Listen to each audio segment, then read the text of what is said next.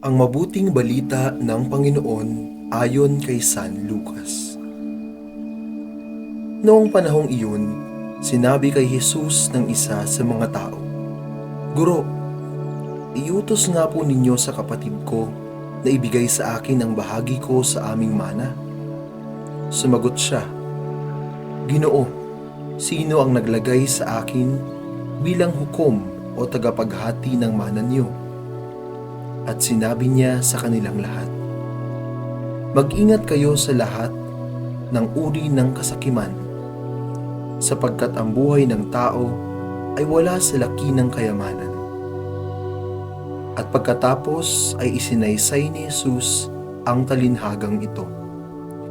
Ang bukirin ng isang mayaman ay umani ng sagana, kaya't nasabi niya sa sarili, "Ano ang gagawin ko? Wala na akong paglalagyan ng aking ani. Gigibain ko ang aking mga kamalik at magtatayo ako ng lalong mas malalaki. Doon ko ilalagay ang aking ani at ari-arian at sasabihin ko sa aking sarili, ayan, marami na akong ari-arian. Hindi na ako kukulangin habang buhay. Kaya't mamamahinga na lang ako, kakain, iinom at magsasaya."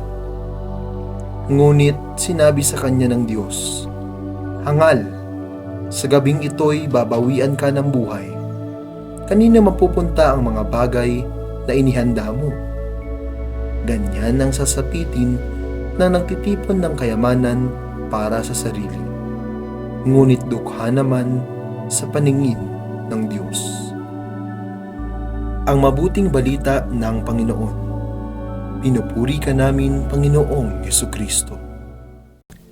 Mag-ingat kayo sa lahat ng uri ng kasakiman, sapagkat ang buhay ng tao ay wala sa laki ng kayamanan. Isang advertisement ang agaw pansin dahil sa malalim na katanungan, para kanino ka bumabangon? Katumbas nito ang katanungang, saan o kanino umiikot ang mundo mo? Mahalagang sagutin ito para mas makilala ang sarili. Kung ano ang ugat ng buhay, siya rin magbibigay ng saysay dito. Pero wala sa mga bagay ng mundong ito ang makapagbibigay ng lubos na kagalakan at kapanatagan ng kalooban. Mauuwi lang sa pagkamakasarili at pagkaalipin ang paghahanap ng kapunuan ng pagkatao sa mga material na bagay. Magiging mababaw ang diskarte sa buhay, pati na ang mga ugnayan o relasyon. Walang kasiyahang makamundo ang magtatagal at maghahatid sa buhay na walang hanggan. Kung magiging totoo ang paghahanap, masusumpungan ang katotohanan, ang Diyos lang ang makapupuno sa tunay na uhaw at gutom ng tao. Tanging ang Diyos lang ang kaganapan ng pagkatao. Saan ba natin itinataya ang ating buhay? Sa sariling kagustuhan ba at pangarap? O sa kalooban ng Diyos?